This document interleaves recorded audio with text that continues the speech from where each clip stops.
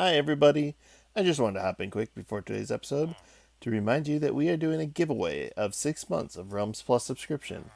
All you gotta do is subscribe and leave a comment. The more comments, the more chances you have to win. See our community tab for the full rules and conditions of the contest. And with that, let's get on with today's episode. Welcome back to Shifted Reality Season 2, Episode 32. Alright, I think I have a solution for our tower. And what I am coming up with is I think we need to go back to an early episode technology. And hopefully we'll get a little bit of a Buildstone creativeness with this. Do you remember back in the day when we built this pumping station? I have new ideas on how I can make this better. And I'm thinking let's put it inside of our tower.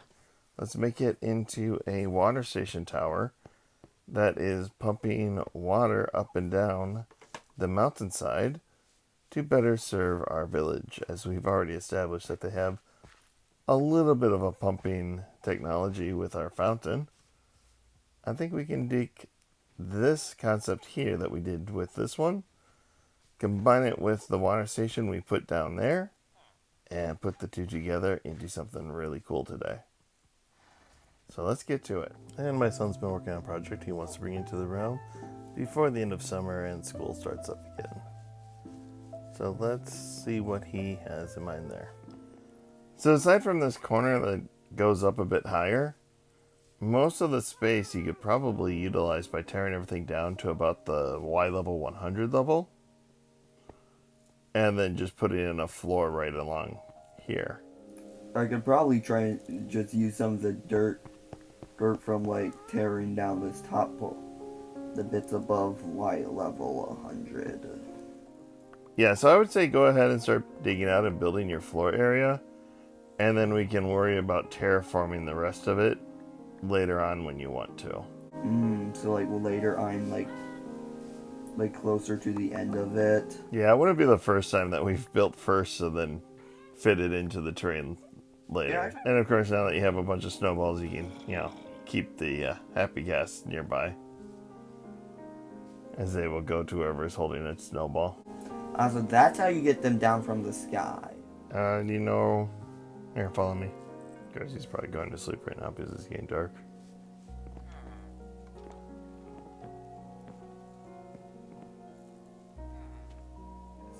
Well, I don't have a pickaxe, so I'm just going to buy a diamond pickaxe once I'm at it. Yep, like I should be able to tell you any tools you need. If you check the other forages, you can get weapons and armor if you really want it. I was only able to get a shovel and a pickaxe from him, no axe.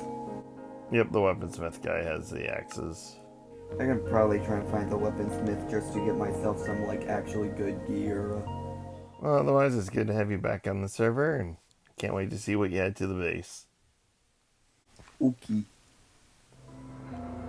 Well, he has something really interesting planned for this space here.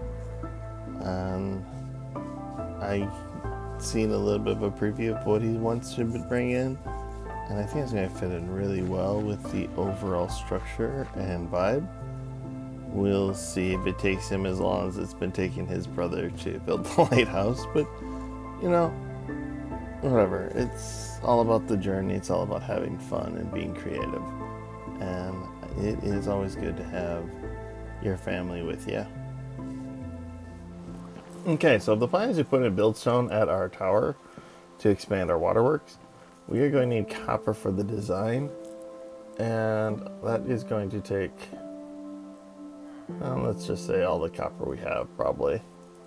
Because I know initially it might feel like this is a lot of copper that we've built up, but I'm not even sure if this is going to be enough, because you go through copper pretty quickly. So as it feels like we have a lot of copper to load into our super smelter here to make for our overall build and such, all of this needs to be condensed back into copper blocks, which is 9 each, and that really only gives us about 2.5 or so copper blocks to work with. But we're going to get started with our super smelter here, make up what we have, and see how far that gets us on a live stream. So hold for a minute while we smelt up some copper. So anyway, as I was saying, even though it seems like I had a lot of copper that needed to be smelted up, that really only added up to about 2.5 stacks of copper, give or take, the excess I had in my chest in storage. And that might help go a little ways, but you also have to keep in mind once we start utilizing it, that's only like 4 blocks each of cut copper for decorative elements. And that's not going to go super far, but we will see how far we can get when we hop on live stream and start working on redesigning this as a creative waterworks pumping station type tower. So here's what we've gotten to so far with transforming our tower into a water pumping station.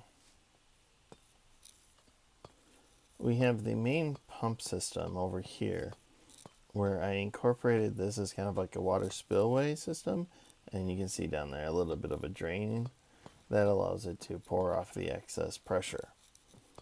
Now as it's working, we have some angles where it's a little bit more obvious to see the motion of the pump a little bit better than others. However, we still need to kind of decorate up this outside and try and capture more of a, I don't know, old-timey gear system, I guess would be the best way to put it, around the whole thing, just to incorporate that steampunk feel and vibe. I'm playing around with ideas in my head as to how I want that to look, and so that's why we're leaving that a little bit unfinished right now, but we will get back to that before the end of the episode. And then otherwise, the water is pumping up and drawing out as it is feeding into the spillway that is going to feed into these water boiler systems. Now, down here we put in our campfires to get that nice little flame effect. But I didn't actually want the smoke effect that comes with campfires. Maybe just a little bit of the soot that pops up once in a while as particle effects. So we put in these trap doors directly underneath of the soul sand that's giving us the bubbles in our boiler system. And that prevents the smoke from generating, and that way we get a nice clean fire look in animation without needing to have all that. And all that said, I'm not, as you can see right now, there's no lag issues with everything. But when I was multiplying, having this up and running with the live stream feed, my own particular system just couldn't necessarily handle everything all at once. So one of the things that we will be looking at incorporating is putting in some sort of timer lock or a system lock, so that you only get this effect when someone actually comes in here. If no one's in here, there's no need to have it all animated. So I'm going to put in some sort of system that tracks and closes the whole thing on and off when you come and go. Probably a trapdoor pressure plate system that's just going to operate a T flip-flop underneath of here to lock the hopper clock into one time frame, and that way this entire thing will stop moving and the animations will all stop, with the exception of the campfires, of course, but they already have their built-in limiter for how far the way they stay animated. So the next steps that we need to get to is back in this side. I need to build up some sort of scaffolding or catwalk that allows you to go up and walk over this area as it moves up. And I really want to incorporate a few more areas that gets that water particle effect that you see there. So we're going to work at seeing how we can get more particle effects of water dripping down as well. Now, one thing that did kind of get to me a little bit is, if I want this to be steampunk inspired, I need something to represent the steam that is going on in this base. And you can kind of capture it by putting a campfire underneath of something so that only the smoke is coming up, and utilize that as though that is a element of the overall motion. And I'm thinking about how to do that.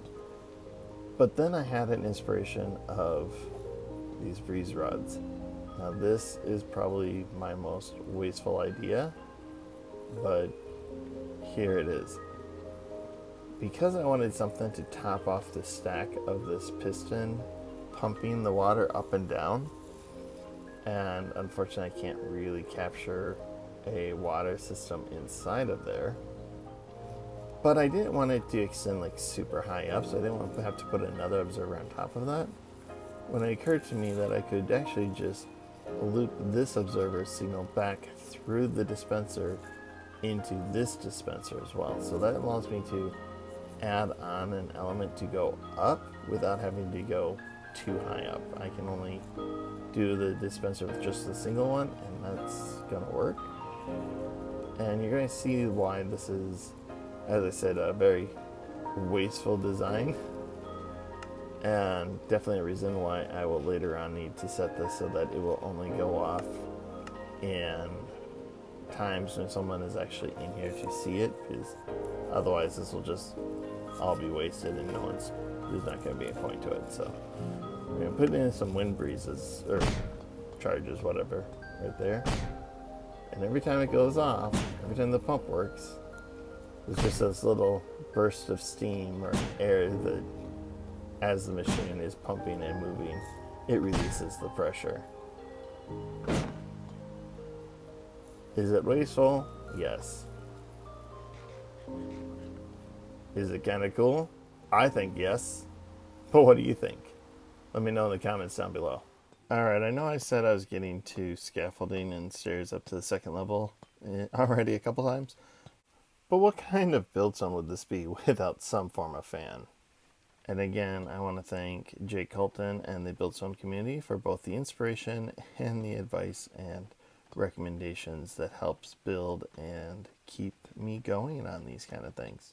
So here what we did is we put in a campfire down below, so we have the smoke rising, and then it lifts into what appears to be a fan rotating. But rather than a fan, what we're trying to envision here is more of a steam-powered wheel. And that's why once the steam passes through, it continues on up and extends to the heavens, as this is now the powered engine for the pump that is working and developing over here. And we built the steam power wheel with 3 trapdoors instead of the traditional 4 or more. And that was just so that we could capture more of the steam rising look. And this was actually a recommendation from Jake himself to remove it from the lower right corner, because at least that way it makes it look like maybe the motion is slightly obscured by the rising steam. And I agree that ultimately does look a lot better and really fits in place. So on the scale of realism, I would have to say I don't actually know what the interior of a pumping station would look like, especially even a steampunk one. But working with what you got in Minecraft, this is what I've come up with. We have our steam-powered generator on the flywheel, generating the energy to pump out and activate the main water pump, which you can kind of see moving up there in the top corner of that. And we will have the steam release valve going, as well as our overflow water draining down to, make sure that the system doesn't over pressurize. Little indicator light that of it working while it's going. And this will take the water across this little gangway and into our 2 main water boilers, that is bringing the water up. And again, we have our fires going down here. We have numerous pipes and support structures going here and there. I did switch up and start using brick instead of just relying on copper, mainly because one, the parts of the copper that will remain shiny will be able to, blend in with the brick a little bit, and brick just kind of gives a nice little color palette change and breaks up the eye texture a little bit. But again, we have our different water pipes running along here, going to different sections. You can get up here, you can see a little bit closer of the water pumping in and out. Again, you have the water bubbles rising as the water is processed and controlled. We put in a recovery compass, since when they're in item frames, they kind of turn at random. That gives us a nice little system gauge, I think. Yeah, let's put it on the side. That might work better. And then, as I said, we were going to put in a catwalk up here. And now I need to move on and generate the next level of the design. And I'm not really sure what to do because, as I said, I do want most of the animation to be able to be controlled by a singular mechanism that will activate when people come in here. So it's really only a visual thing when people are inside the tower. But I'm not sure how to bring that signal up here in a thematically appropriate way. We do have this signal down there that will be activating our steam release wind charges, but I don't think I have a way of sending the signal directly up either of these. I mean, here I can get a observer. Actually, I could probably get an observer here and bring a substation pump up, maybe? I might play with that idea. But again, we're just kind of going with what feels good and trying to create a visually exciting interior and purpose for this tower. I honestly, this is the most I've spent working on an interior for this season. So let me know if you think this is all worth it. Alright, let's see what chaos we have created for our pumping station. And again, just recap. This down here was our original pumping station and what we were trying to accomplish with like steam powered rising up through the water and trying to get that general look of life and motion before we started trying to incorporate Buildstone. Overall, I generally like this. It's going to look a little better once our copper rods start oxidating with the copper age that's coming up soon. But it is still mostly static. So, now that we've been introduced to the concept of Buildstone, where are we at now? Now, most players I expect will come up to check out the base. They'll just wander right on in. But we're going to pause before we actually go in through the doors just to kind of show that aside from the flywheel that I honestly, unfortunately, couldn't get it connected and keep the timing right, you'll notice the water runoff is now static. But if we step in, immediately you start getting that steam release of the wind charges. The water overflow pressure valve is popping and going. You got the light indicating that the pump is working, and this is again all designed to give the appearance that is being powered by the steam rising through the flywheel right here behind the iron grate. Check over here, you see our pressure valve says going fine, everything's stable. You can see the motion of the rising bubble columns as everything gets pumped in, as well as the movement of the piston pump and the water release that is flowing in and out as we continue to pump in more water, raising it up to the higher levels. Again, we come up here, we have a second pressure valve on this one, just so you can always come by and check to make sure everything is working appropriately. Come up to the catwalk, and again, you have another secondary pump that is again moving the water back and forth. I'm actually thinking I'm going to put in a grate here, and that's going to help feed the exterior look of the base a little of the tower a little bit, but we will get to that in a minute. We're just kind of doing a tour of what's on the inside right now. But the reason why I'm going to use the copper grate is because it does look fairly nicely as a drain sort of situation, so it makes it look like the water has a place to pour out. And as we continue up, we can see that we have that central pipe that leads all the way up to the top level. We maybe try to remember to incorporate a external that into our next build when we reach the top of the mountain.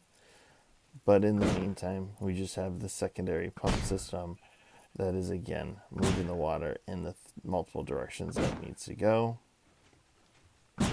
And again, we used another recovery compass to give that pressure valve look of it, just changing and monitoring the overall function of the system. And now we're just going to kind of come out and take a little exit, look at the different pipes and systems. We'll get a little bit of a ground view. Should look nice and active of a station. And again, I obviously have no idea what a real pump station would look like, let alone a steam powered one. So this is just my imagination kind of going a little crazy. But you watch as we leave. And there it goes. You maybe have like the one last wind charge that goes off, but ultimately it shuts down. Now a few things to add into the exterior. We need to put in a main entrance gate, mainly because we need something that will discourage villagers from wandering in and out, just because, well, again, we don't want them to be causing the system to start going and otherwise, waste all of our wind charges, create general lag from the motion, that sort of thing. This is a little bit of an Easter egg, something for other players to come along and explore and find out as they come to check my base. Well, I still have to think about what we're going to do about this house that is on yet another overhang over a lower section. But in the meantime, in order to start preparing to connect this road and this path to our waterworks building, we did clear out a little bit of the land here, as well as a oak tree that is not quite yet fully broken down. And we kind of scaled back the hillside a little bit just to make it a little more even and looking better for the Minecraft vanilla experience, as it were. I decided not to do anything too simple with the main door here, just a nice and simple gate to keep mobs and villagers out, including the baby villagers, as well as pressure plates to make sure that it will stay closed so that it comes in, everything turns on, though we appear to be out of wind charges already. And in that way, when you come out, the gate will stay shut and keeping the villagers out so that we don't have randomly shut in. And of course, it's not just villagers, it could be any mob that would wander in there. If it's a chicken, could even set it off. So you want to keep that nice and clear, because as we have pointed out, the expense of breeze charges is pretty high. So let's just finish connecting our little road here and move on. Alright, in addition to putting in the road, we put in a fence just to keep, again, villagers from wandering out along the retaining wall, because, their pathfinding is really dumb. But then we also decided to put in just a little bit of a foundation here out of the cobbled deep slate, and this will just make it a little bit easier to block off this ugly dirt wall without having to completely build out a new retaining wall or do a complete new job of terraforming all of this. Again, just trying to keep this somewhat vanilla, but also new and enhanced. One thing I am kind of wondering about a little bit is, do I make the entrance on this side or this side? And I suppose if I put it on this side, I can make it so that the windows look out, so you see the sunset as it goes down each day. That might be the better option, I think. And let's see how this looks. Well, I just looked at my video recording so far and realized that I am actually at the length that would normally be a full episode. And I still have a bit to go on this house I randomly decided to add, just to make this wall look a little bit better in the more vanilla sense. So if you're still watching, I guess leave a comment as to whether or not you like the longer episode that you're getting today. Now, as you can see, I did change up the road a little bit and put in the front door on this side, and I'm getting a little creative with how I'm going to put in the walls, using the wall block next to the full block in the corners rather than, vice versa like I would normally have done in the past. And this is just, testing out a new idea, seeing how it looks. And I do like the way it looks, but I'm starting to get a bit of a dark vibe here. I'm wondering what this is going to inspire me to do for the rest of the build. let's keep going. I struggle a bit with ceilings and roofs on builds, particularly ones that are meant to be houses. And I think a lot of people do as well, because most of our concepts of a roof come from just the vanilla structures in Minecraft. You have the overhang, you have a slope up, and everything's kind of a variation of that. And honestly, how often do you have a 1 meter overhang on all sides of a real life building? That just, it never quite looks right. It's always a little bit top heavy. And every aspect of this building, of the base, from our very first roof, which was this kind of idea of having this up and down structure with the resin brick, to the rather more gradual sloping of some of our various smithing houses, as well as utilizing the wall blocks to capture a little bit of an overhang, but not that full 1 meter overhang. But again, even though it looks better in the middle part of it, it still ends up with that straight slope right up on the corners that everybody is always trying to avoid.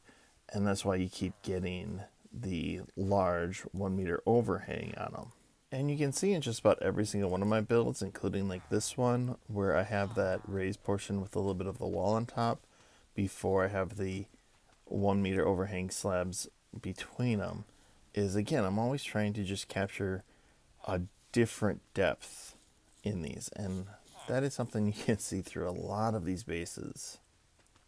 Well, a lot of these buildings that I've been building, particularly the houses, since we've been working so much on a village. And it's very prominent down here on my mason row houses, because you can see how I have the overhang. Like, I put it in there recognizing it's 1 meter above, but it doesn't extend all the way around.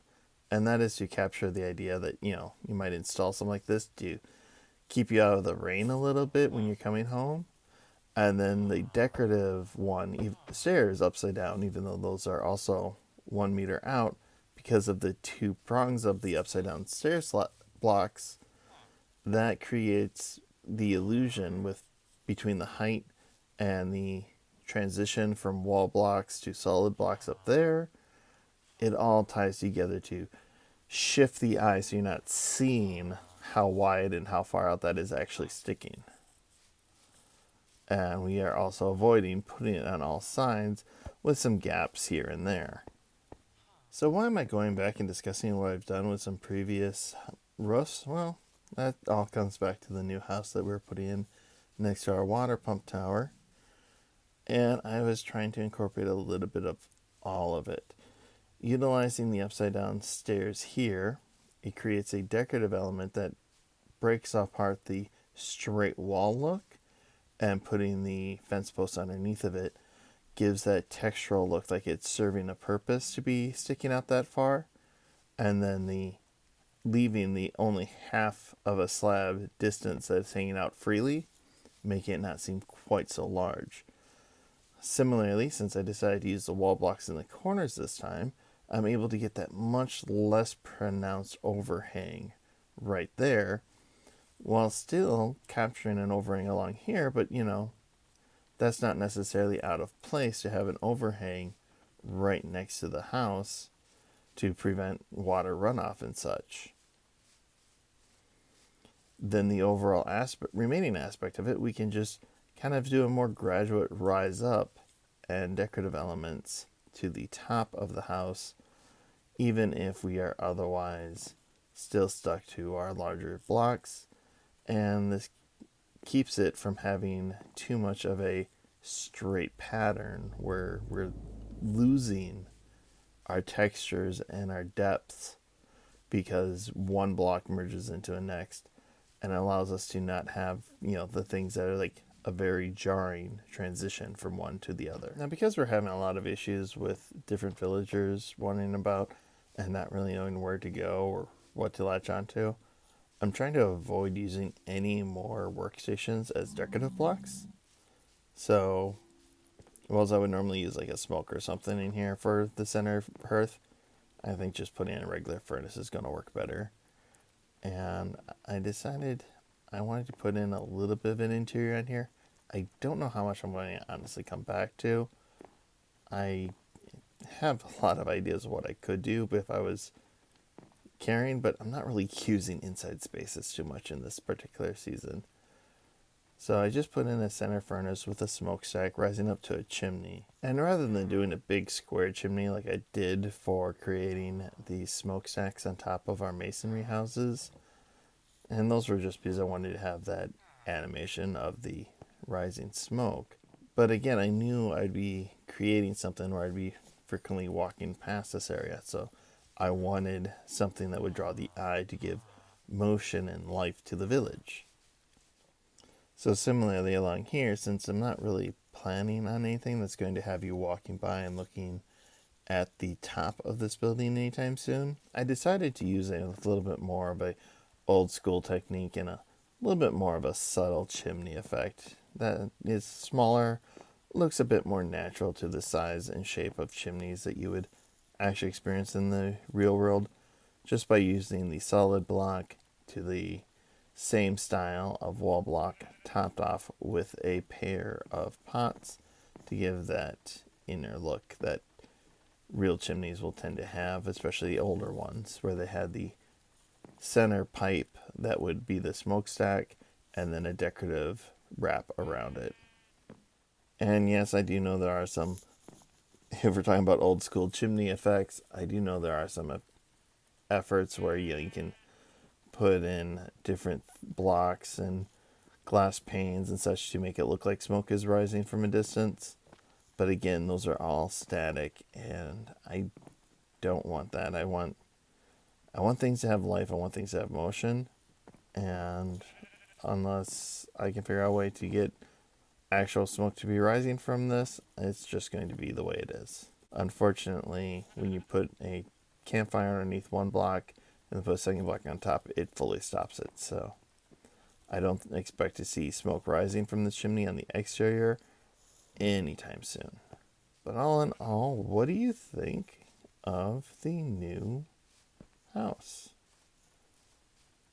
A little bit of playing around with some different textures, using things that I regularly rely on, such as wall blocks, but use them in a new fashion. I put in the trapdoors for shingles, and of course, use the iron trapdoors so that they can't be flipped randomly. If you don't actually know how I put vertical iron trapdoors on here, I do have a short in my channel somewhere that goes over it. Maybe if I remember, I'll link to it in the description or something. But if you want to know what it is and it can't find it, just leave a comment and ask me, and I'll look for it for you. I think I just need to get a little bit of a decorative nature around here. And when I say a few more decorative spots, I just really mean some natural looking stone to break up the vanilla terrain a little bit, and also to hide in a few more light sources just to mob proof the area a little bit more. And of course, we'll need to clean up our supplies that we were using to build this. But ultimately, I think this area or this level is done, and we will move on in our next episode to work out how we are going to get up to the next level, because according to the village map, the road needs to go right up there. So, don't know what we're doing with that yet. We will figure it out. And as always, if you've watched this far, you might as well like and subscribe. I do hope to see you soon. And until next time, bye everybody. See you next week on the next Shifted Reality.